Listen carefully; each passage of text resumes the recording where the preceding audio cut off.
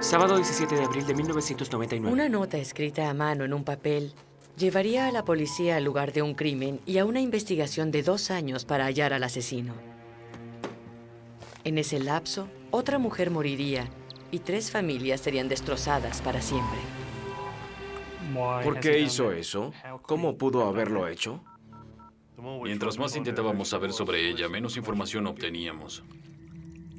La posibilidad de que una evidencia en particular muestre que una persona es responsable es muy específica.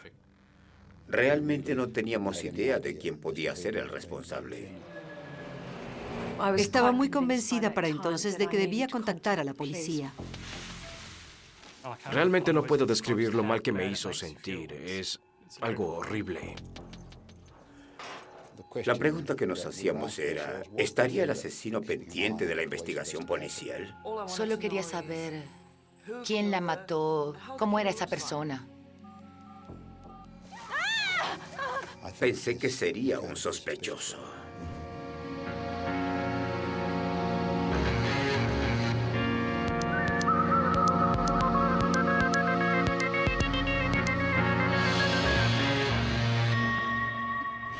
Investigaciones forenses.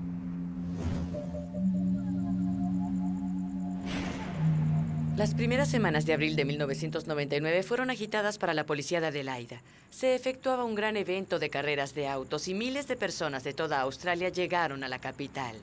Cuando la multitud comenzó a disminuir, 2 policías creyeron que su guardia sería un poco más rutinaria. Pero no fue así. Hallaron una nota en el parabrisas donde decía que fueran a la antigua estación policial de Payneham, donde encontrarían el cuerpo de una mujer y que no era una broma. Inmediatamente fueron allá y entre los arbustos encontraron el cuerpo de una mujer joven. Parece ser que llevaba allí algún tiempo por el avanzado estado de descomposición. El cuerpo fue arrojado junto a una antigua estación de policía. El macabro hallazgo se efectuó poco antes de las 11 de la noche. El cuerpo semidescompuesto de la mujer fue ocultado parcialmente con arbustos en el jardín de la antigua estación. La policía dice que fue asesinada. Debido a la disposición de su ropa, tenía los jeans abajo y su ropa interior también. Era de suponerse que había sido atacada sexualmente antes de morir.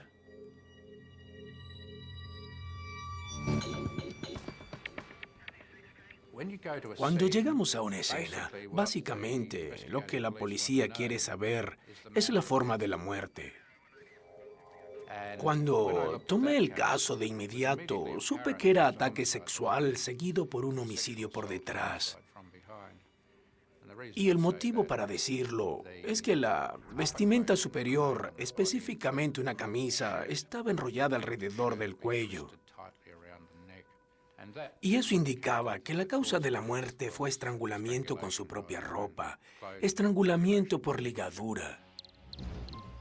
Aparte de cómo murió, la policía necesitaba respuestas a 2 importantes preguntas. ¿Quién era la víctima y si se podía llegar a estimar cuándo murió? Los patólogos son muy buenos para identificar la hora estimada de muerte en las primeras 24 horas. Pero en este caso, había transcurrido mucho más tiempo. El cuerpo estaba fuertemente infestado con varias formas de insectos y supe que no podía ayudarlos. Sabía que era importante, pero no podía ayudarlos, así que le pedí a un entomólogo que fuera a la escena. Establecer el momento de la muerte es crítico, y en este caso en particular había larvas en el cuerpo, que es una parte horrible de cualquier investigación de homicidio. Pero desde el punto de vista científico, las larvas podían determinar el momento exacto de la muerte. Cuando tomé las larvas que recolecté del cuerpo de la víctima, quería ver si en primer lugar identificaba la especie de mosca que representaban, para determinar cuánto tiempo llevaban esas larvas en el cuerpo de la víctima, basado en las probables condiciones de temperatura que ellas habían experimentado. Mientras más calor haya, más pronto se desarrollan las larvas. Así que me apoyé en la temperatura del cuerpo y en las temperaturas de los reportes meteorológicos sobre las condiciones del clima en esa área durante el lapso probable de tiempo que el cuerpo había estado allí. Estimé que el cuerpo fue infestado por moscas en algún momento de la mañana del 13 de abril. Significaba que la víctima había sido asesinada la noche anterior, el lunes 12 de abril, 5 días antes de que el cuerpo fuera encontrado. En relación a quién era la fallecida, no hallamos sus objetos personales. Solo sabíamos que obviamente era una mujer joven de cabello rubio.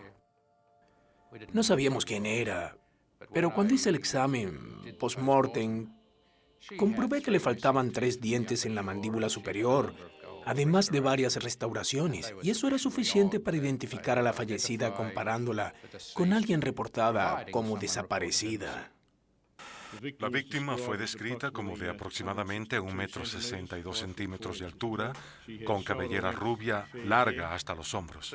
Varias mujeres se reportaron desaparecidas, con descripciones similares, pero debido a su edad aproximada y la descripción específica, nos concentramos en una dama, reportada como desaparecida llamada Maya Jakic.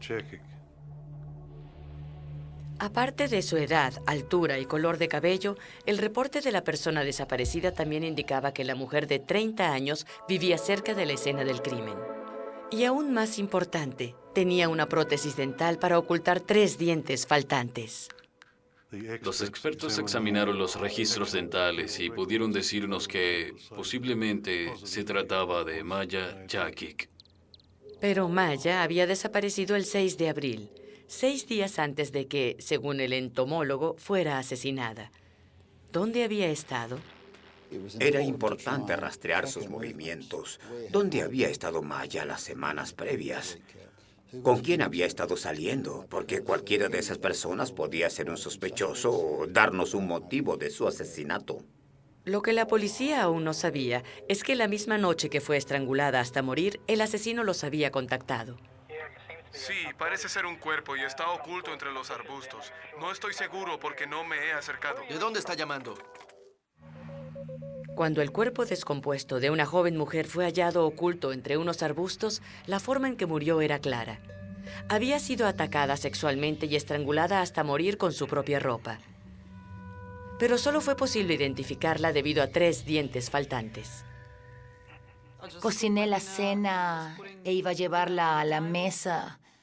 Veíamos las noticias y lo que vi fue terrible para mí.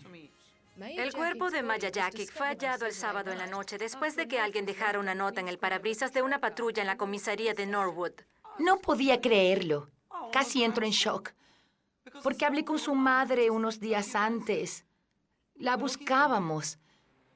Su madre pasaba un par de veces al día por el lugar donde su cuerpo fue cubierto con arbustos, sin saber que el cuerpo de su hija estaba tirado en el suelo. Según el entomólogo forense, el cuerpo de Maya estuvo ahí durante 5 días. Su madre, sin embargo, reportó su desaparición 6 días antes de ese lapso de tiempo. Así que era vital para los detectives determinar sus últimos movimientos. Poco después de establecer quién era la víctima, la investigación se concentró en tratar de obtener toda información posible sobre Maya Jakic, su pasado, quién la conocía. Era muy difícil, porque mientras más intentábamos saber sobre ella, menos información obteníamos. Había unas 12 personas que la conocían. Pero cuando le preguntamos quién era realmente o qué sabían de ella, veíamos que era muy poco. La única información que obtuvimos es que se desplazaba entre Glenelg, la ciudad, y su casa, pero a cualquier hora del día. Maya era bien conocida por los dueños de las tiendas de este centro comercial donde hace un mes atrás era vista a diario. Nos describieron a una mujer callada pero educada que casi siempre andaba sola.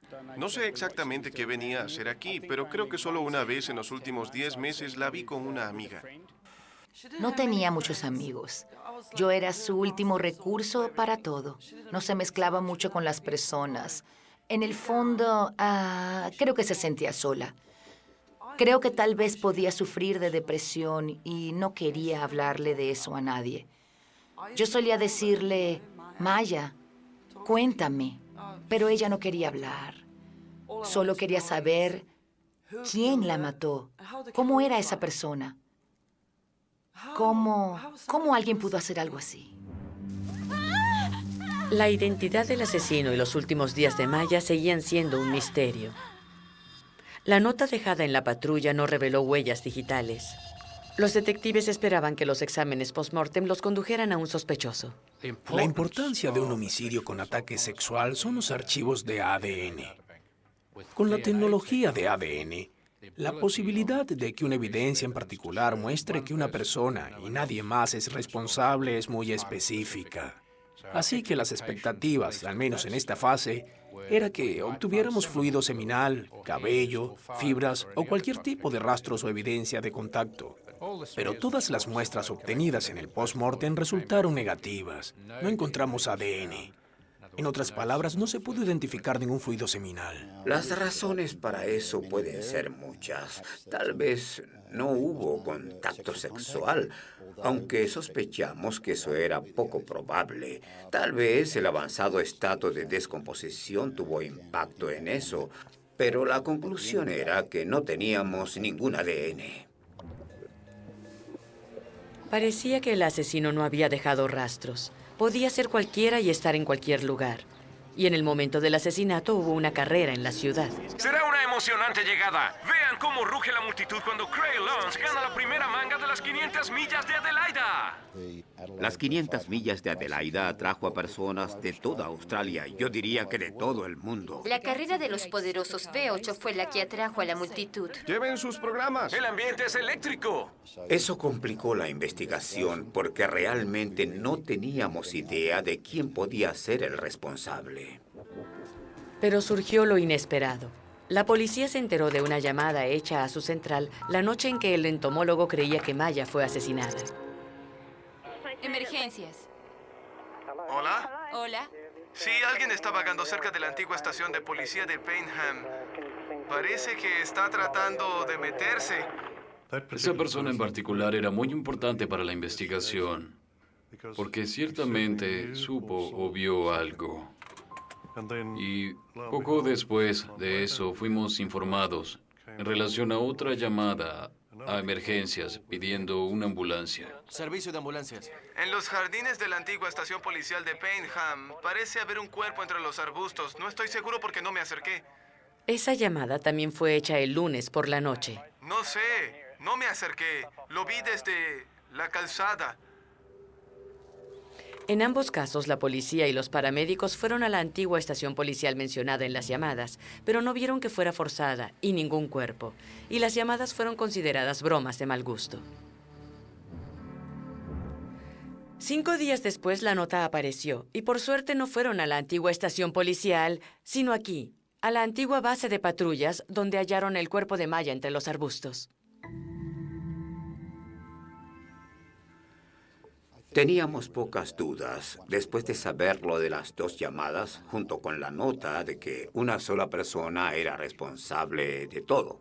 Y era muy poco probable que esa persona fuera un testigo inocente. Sospechamos que esa persona era de hecho el asesino. Muy bien, ¿puede decirnos su nombre? No lo diré. Pudimos rastrear las llamadas. La primera fue hecha desde una cabina muy cerca del lugar donde el cuerpo de Maya fue hallado. La otra llamada fue hecha desde una cabina telefónica cercana al Hospital Real de Adelaida. ¿De dónde está llamando? De una cabina. ¿Junto al hospital? Sí. ¿El Hospital Real? Sí. ¿Cómo sabe lo que sucede en Payneham? Pasé por allá. Vi un cuerpo allí hace media hora. ¿No se detuvo para ver de qué se trataba? No. Muy bien. ¿Puede decirnos su nombre? No lo diré. Los veré allá. ¿Cómo dice? La pregunta que nos hacíamos era, ¿estaría el asesino pendiente de la investigación policial? ¿Estaba esperando o observando a la policía? Maya Yakic, de 30 años, había sido estrangulada hasta morir, y su cuerpo fue dejado en los jardines de una antigua base de patrullas. El asesino llamó a la policía 2 veces la noche en que la asesinó, y 5 días después, la misma persona, según la policía, dejó una nota en una patrulla. Pero aparte de la nota, no dejó ninguna pista de su identidad, excepto su voz. En los jardines de la antigua estación policial de Paynham parece haber un cuerpo. Teníamos que hacer que esa voz fuera escuchada por el público. Eso nunca antes se había hecho, transmitir una llamada por los medios. Pero era tan importante en esa ocasión que creímos que era correcto hacerlo. Jueves 13 de mayo de 1999. Este es el noticiero de las 7, con Graham Dunning y Jane Doyle. Oiremos una cinta que puede revelar quién la mató. La policía les pide que vean esto y escuchen nuestra primera historia cuidadosamente. Les mostraremos una nota enviada a la policía y oirán una llamada. Ambas pueden conducir al asesino de Majak Jakic, cuyo cuerpo fue hallado en Paynham el mes pasado. Hola. Hola. Sí, alguien está vagando cerca de la antigua estación de policía de Paynham. Parece que está tratando de meterse. Según la policía, esta voz es de un hombre que tiene pistas vitales en el caso del asesinato de Majak Jakic. Los detectives tomaron la decisión de hacer del conocimiento público la cinta y la nota en un intento desesperado por obtener ayuda. Ciertamente esperamos que alguien pueda reconocer la voz. Se le pide a cualquiera que tenga alguna información que llame al número que se ve en pantalla. Se recibieron cientos de llamadas, pero ninguna pista sólida. Recibimos muchas llamadas respecto a las dos áreas. Alguien dijo que era un compañero de clases, otro que un vecino. Una variedad de razones por las que creían que la voz era de alguien que conocían, pero, por desgracia, nada sólido. 2 semanas después, lo intentaron de nuevo. Por falta de información, los detectives de nuevo apelan a la persona que llamó a emergencias para que los contacte y les diga lo que sabe. Ni siquiera una recompensa de $1000 australianos pudo ayudarlos. Por desgracia, algunas investigaciones llegan a un punto en donde se rastreó absolutamente cualquier indicio posible y cualquier cosa que hagamos no conduce a nada. El caso permaneció abierto, pero fue pospuesto. Pasaron 2 años desde el asesinato y el equipo se ocupaba ahora de otro misterio, la desaparición de Megumi Suzuki, de 18 años.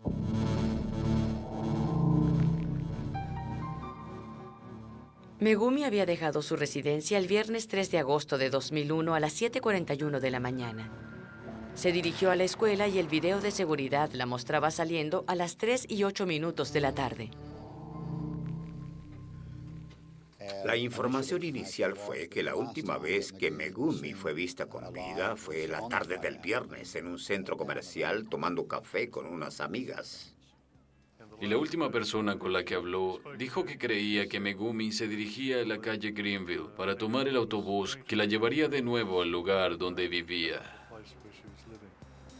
Pero aparentemente Megumi nunca llegó a la residencia ese viernes por la noche. Llamé a la residencia y pedí que vieran si estaba allí. Me dijeron que no estaba en su cuarto y que todo estaba intacto. La cama estaba intacta. Tampoco había ido al censo semanal donde todos son contados y la planilla del censo aún estaba allí desde el viernes. Así que me preocupé un poco. Ya le había enviado un correo electrónico a sus padres para entonces. Su madre me dijo que nunca había ido a ningún lado sin su oso de peluche y temí entonces que algo malo le hubiera pasado. Llamé a su exnovio, para saber si sabía algo de ella y me dijo que no.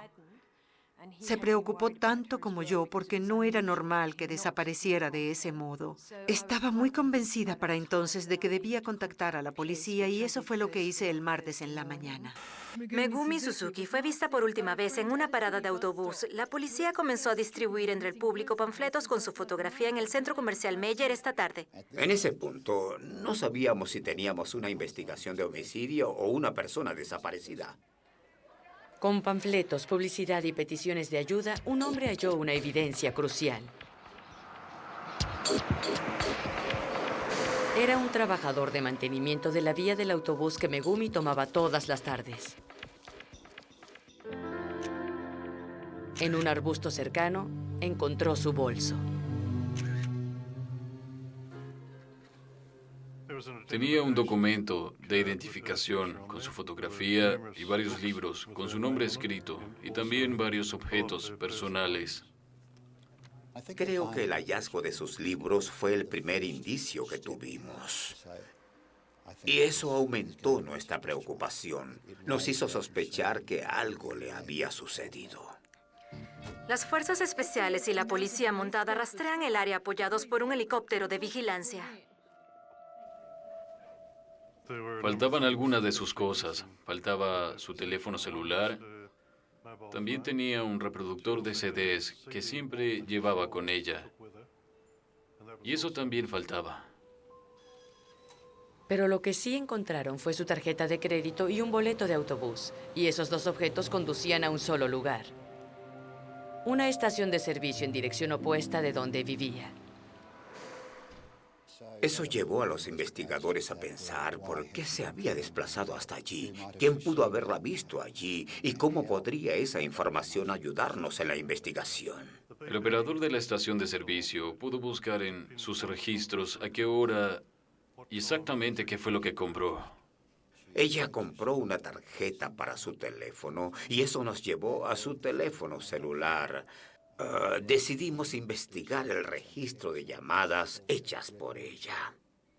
Megumi hizo 12 llamadas ese día. La última fue un mensaje de texto enviado a su exnovio que vivía a solo una manzana de la estación de servicio. Era muy obvio entonces que lo que motivó a Megumi a estar en ese lugar en particular a esa hora era que vería a su exnovio. Megumi Suzuki, de 18 años, fue vista por última vez en una estación de servicio, donde había comprado una tarjeta telefónica. El registro mostró que la última llamada fue un mensaje de texto para su exnovio. Sabíamos en ese punto que él vivía muy cerca de la estación de servicio. Hablamos con él y había ido con unos amigos a otro lugar esa noche, creo que a una exposición. Él fue muy útil en nuestra investigación. Estaba consternado e hizo todo lo posible por ayudar a la policía a tratar de encontrar a Megumi. Una semana después le llevó a la policía una pieza de ropa interior, específicamente unas bragas que sospechaba que podían pertenecer a Megumi. Era importante determinar y confirmar si eran de Megumi. En su cuarto de la residencia estudiantil, los detectives hallaron ropa interior de estilos similares. La conclusión a la que llegamos fue el hecho de que toda su ropa interior, o la mayoría de su ropa interior, venía en conjuntos. El brasier que hacía juego con esas bragas no fue encontrado. Pero con las subsecuentes pruebas forenses pudimos obtener su ADN y confirmar fehacientemente que las bragas eran suyas. Era un indicio preocupante, y más aún porque las bragas habían aparecido de la nada, igual que la nota en la patrulla. Nos preguntábamos cómo habían llegado las bragas ahí. ¿Fueron puestas allí? ¿Fueron llevadas por el viento? Pero no había una evidencia real de que a Megumi le hubiera pasado algo malo. Lo único que la policía podía hacer era seguir pidiéndole ayuda al público. La policía comenzó a visitar clubes nocturnos en búsqueda de la estudiante japonesa desaparecida Megumi Suzuki. La policía distribuirá panfletos este fin de semana en las discotecas y clubes de karaoke a los que Megumi solía ir. A pesar de tener temores en este punto, aún mantenemos la esperanza. Seguiremos trabajando en base a eso. Los padres de Megumi vinieron desde Tokio y publicaron una declaración agradeciendo a la policía y solicitando cualquier información que los ayudara a encontrarla. Amamos mucho a nuestra hija. Oramos porque en las próximas horas tengamos noticias positivas. Y parecía que sus oraciones eran atendidas. Un testigo y su esposa alegan haber estado a metros de la estudiante desaparecida en el exterior de un hotel en Arcabar a las 11:30 de esta mañana. Una docena de patrullas convergieron el área. Las calles circundantes del Parque Howard Florey están bloqueadas. Un escuadrón canino junto con policías uniformados visitan las casas, interrogando a sus residentes. Este avistamiento en particular fue de una persona que conocía a Megumi y que estuvo asociado con su estadía. Hablé personalmente con él y también con otros detectives. Estábamos aliviados porque creímos que la persona que vio era Megumi. Y como resultado de eso, nos dijimos, bueno, aún está viva. Me alegra que la hayan visto porque no está muerta y eso es lo que importa. Es bueno. Es bueno para sus padres saber que está bien y a salvo. No quisiera estar en su posición. Los padres de Megumi Suzuki, la joven desaparecida, le hicieron una emotiva petición a su hija para que acudiera a la policía. Padre de Megumi. Megumi, si ves esto, por favor aparece apenas puedas. Tu padre y tu madre no han podido dormir. Madre de Megumi. Megumi, no te preocupes. Por favor aparece apenas puedas. Tu madre y tu padre te protegerán a partir de ahora. Aparece, por favor. Pero Megumi nunca los contactó y no volvió a ser vista. En cierto momento pensamos que aún vivía, pero esa esperanza se desvaneció. Fue devastador para nosotros, con solo intentar imaginarnos lo mucho que sufrían sus padres en ese momento en particular. 8 semanas después que Megumi desapareció, su foto fue puesta en una nueva página web que la policía acababa de crear. Y en la misma página web colocamos el homicidio no resuelto de Maya Yakic. La policía también hace un nuevo intento por resolver el homicidio de Maya Yakic, cuyo cuerpo fue hallado hace más de 2 años. Los detectives se valen de la internet para intentar identificar al hombre que hizo 2 llamadas a emergencias la noche del asesinato. En los jardines de la antigua estación policial de Paynham parece haber un cuerpo entre los arbustos. La gente podía entrar a Internet y oír la llamada en cualquier lugar de Australia o incluso del mundo. Dándole una gran difusión, pensamos que era innovador y crítico para obtener la información que necesitábamos. La estrategia funcionó. La policía estaba a punto de descubrir la ansiada identidad del autor de la llamada y la del asesino de Maya. La escuché media docena de veces. Cerraba los ojos y la escuchaba. Y podía ver a Mark hablándome. La policía sabía que era probable que el asesino de Maya Yakic fuera la misma persona que hizo las 2 llamadas a emergencias la noche del asesinato. El responsable se había desvanecido, pero solo hasta que la Internet lo atrapó en su red. Va a escuchar la voz de un hombre que contactó el servicio de emergencias de la policía y de ambulancias durante la noche del... Y una persona en particular escuchó su voz. De 1999, la policía necesita su ayuda para identificar a ese hombre. Después de eso, accedí a la cinta y la escuché y la escuché. La escuché media docena de veces. Cerraba los ojos y la escuchaba.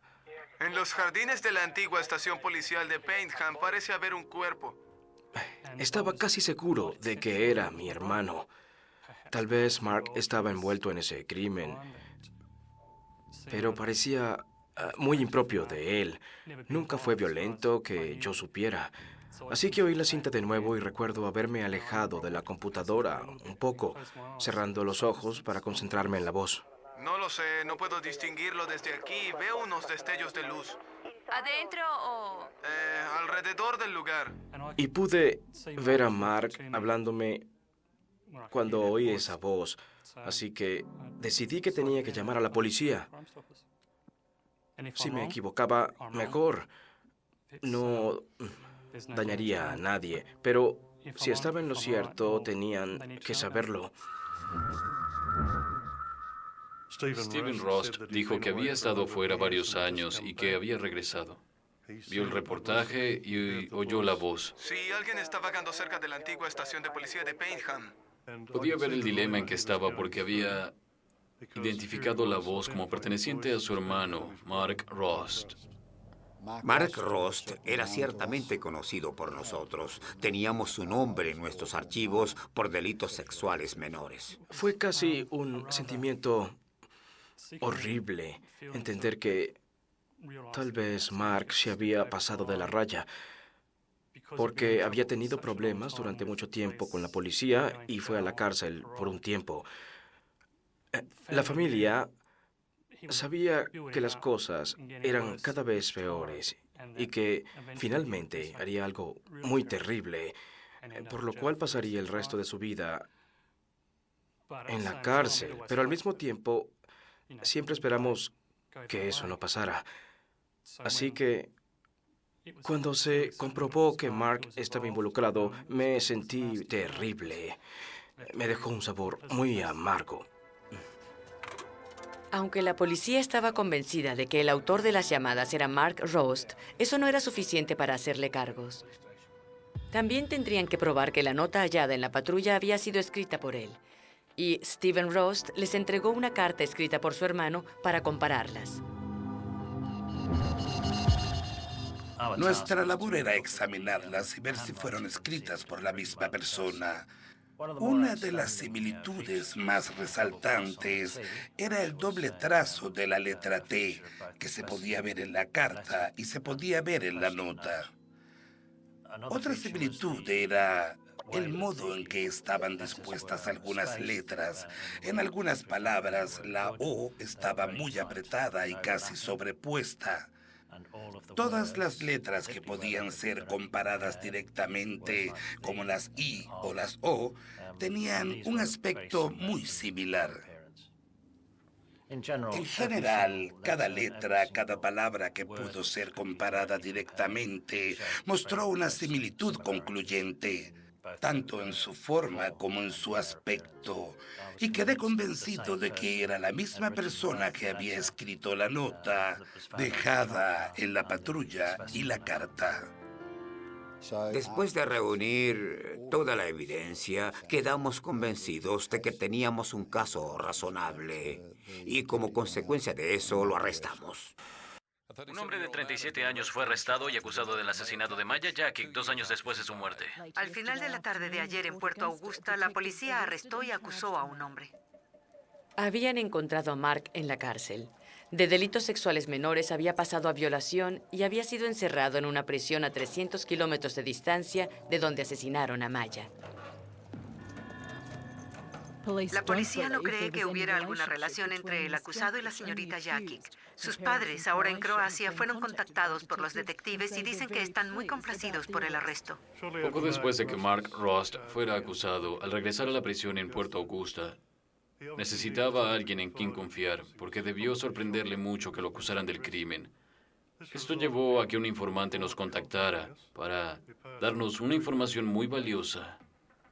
Mark permaneció en silencio cuando fue interrogado y después acusado del asesinato de Maya. Pero no hizo lo mismo al volver a prisión. El informante dijo que Mark le contó que vio a una mujer alta y rubia caminando por la calle Payneham y que le habló, que después la sometió y la llevó hasta los arbustos, donde tuvo sexo con ella y finalmente terminó por estrangularla. Pero lo que el informante le dijo a la policía después fue completamente inesperado. Como resultado, actuamos rápidamente y revisamos la celda de Mark Rost y sus pertenencias. Lo que estaban buscando y encontraron era un reproductor de CDs. Un reproductor similar en forma y color al que llevaba la desaparecida estudiante Megumi Suzuki el día que desapareció. Contactamos a la madre en Japón y ella estuvo en condiciones de darnos todos los documentos relativos a la factura de venta del reproductor con el número del serial comprado legalmente en Japón. El hallar a Rost en posesión de un objeto de Megumi no era per se una prueba de que la hubiera matado. Pero fue una importante pista y aún debió efectuarse mucho trabajo por parte de los investigadores. Mark Rost, de 37 años, había sido arrestado y acusado del asesinato de Maya Jackick. Su hermano había identificado su voz como la del hombre que llamó a emergencias y una muestra de su letra coincidía exactamente con la letra de la nota dejada en la patrulla. Ahora, Mark era sospechoso del asesinato de Megumi Suzuki, de 18 años. Su reproductor de CDs fue hallado en la celda de Mark después de que un informante contactó a la policía. El informante también nos dijo, en relación a Suzuki, que él la atacó. Que tuvo sexo con ella y que le dijo, no me mires en ningún momento.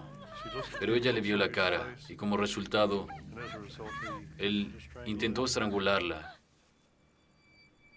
y terminó por matarla, golpeándole la cabeza con una roca. También nos dijo que había asesinado a Megumi en una caballeriza abandonada y que había quemado su ropa y sus cosas allí. Como resultado de la información, volvimos a la estación de servicio y justo enfrente había una caballeriza abandonada. Buscamos en todo el lugar y encontramos lo que pudo ser una fogata. Se contactó al cuerpo de bomberos y confirmaron que hubo un pequeño incendio en ese lugar la misma noche en que Megumi desapareció. Entre las cenizas encontramos una roca que tal vez había utilizado para asesinarla.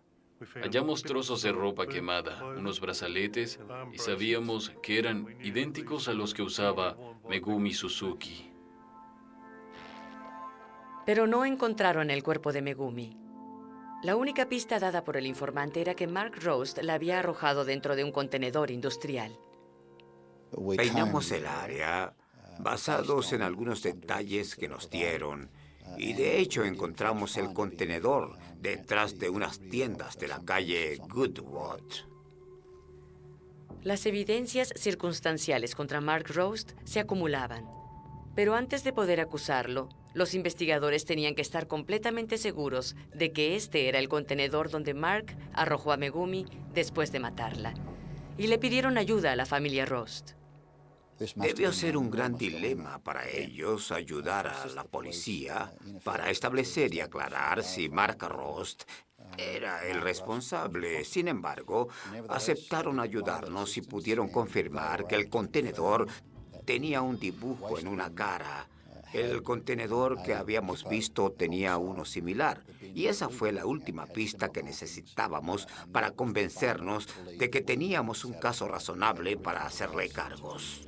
31 de octubre de 2001. Estaba en shock por lo de Maya Jackic, porque era algo terrible y eso realmente nos afectó demasiado. Pero cuando Jerry nos habló de Megumi Suzuki, encajaba perfectamente con lo que Mark había estado haciendo, así que lo creí posible de inmediato. No se ha encontrado el cuerpo de Megumi, pero se cree que fue arrojado en un contenedor industrial y posteriormente llevado al basurero de Winfield. Hemos orado porque nuestra hija esté viva bajo cualquier circunstancia en los últimos 3 meses, pero esta semana nos dieron la más triste noticia que podíamos recibir.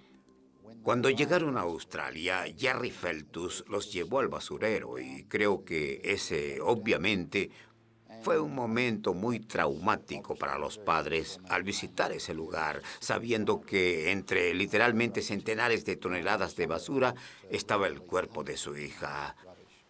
Así que ciertamente nos sentimos obligados a hacer todo lo posible por recuperar el cuerpo de Megumi, y ese fue nuestro siguiente reto. La macabra búsqueda de la estudiante japonesa de 18 años asesinada Megumi Suzuki comenzó en el basurero de Winfield. Megumi había sido arrojada allí casi 4 meses antes, así que se descartó numerosas capas de basura hasta el nivel en que creían que podría localizarse. Luego separaron las capas siguientes para buscarla. Teníamos que buscar en cada capa. Buscábamos cosas relacionadas con esa fecha en particular. Revisamos periódicos, sellos postales, todo lo que tuviera fechas, para asegurarnos de que buscábamos en el área correcta. Y seguimos buscando, tratando de encontrar algo que nos indicara el rastro.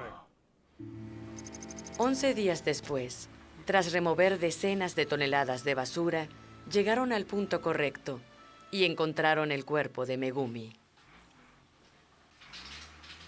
Fue una mezcla de alivio y tristeza al pensar que alguien pudo tener una muerte tan terrible por la forma en que Megumi fue asesinada y que después su cuerpo fuera arrojado donde fue arrojado.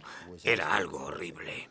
Lo asombroso del hallazgo del cuerpo de Megumi Suzuki es que aún tenía puestas sus botas, aún tenía puesta su ropa, y el brasier que llevaba, sin duda, hacía juego con las bragas que su exnovio halló meses antes en el sendero cerca del terreno baldío.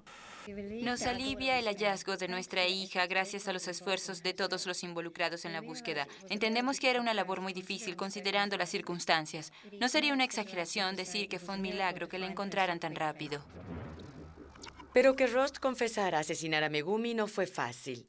Seguía declarándose inocente, igual que con el homicidio de Maya Yakic. Pero exactamente un año después de que se hallara el cuerpo de Megumi, cambió su alegato. Hubo un repentino giro en el asesinato de la estudiante japonesa Megumi Suzuki. Un hombre de 37 años de un suburbio del noreste se declaró culpable. Sé que lo hiciste. Tú sabes que lo hiciste y tienes que admitirlo para que no haya un largo juicio en la corte, para que esas pobres familias no sufran más y puedan superarlo lo mejor que puedan y que así tengan un poco de paz. 6 meses después, Mark Rost también admitió haber matado a Maya Yakic el 12 de abril de 1999. Los familiares de dos mujeres brutalmente asesinadas por un homicida depredador se consolaron mutuamente por la pérdida de sus seres queridos. En nombre de las familias, algunos amigos dieron emocionadas declaraciones de cómo los asesinatos devastaron por completo docenas de vidas. Fusi Simpson describe la angustia de la familia Suzuki, citando a la madre de Megumi. Me enferma el pensar que fue tratada como basura. Ida Gregov relató los pensamientos de Yageda, la madre de Maya. ¿Por qué alguien mataría a Maya como a un pájaro inocente, cubriéndola con ramas para ocultar su sucio crimen? Lo hice de todo corazón. Y llamé a la madre de Maya y le dije, eso fue lo que hice. Hablé en nombre tuyo y vi al asesino. Y se acabó, le dije, terminó. Mark Rost fue sentenciado a cadena perpetua por ambos asesinatos. El juez dictaminó que el hombre, de 39 años, era incapaz de controlar sus apetitos sexuales y que debía ser encerrado hasta decidirse lo contrario. Uno se pregunta, ¿por qué lo hizo? ¿Cómo pudo hacerlo? Porque crecimos juntos en la misma casa. Es emocionalmente devastador descubrir que alguien tan cercano de tu propia familia pueda cometer ese crimen. Es devastador. No lo sé, no puedo hallar las palabras que describan lo mal que me hizo sentir. Es algo terrible. La familia Suzuki aún está muy perturbada. Realmente están sufriendo mucho porque tenían grandes expectativas para su hija. La familia de Maya se llevó el cuerpo de su hija a Croacia y visitan su tumba todos los días. Ambas perdimos a una persona muy especial. Una hija amada y la mejor amiga que he tenido. Ahora podrá descansar en paz.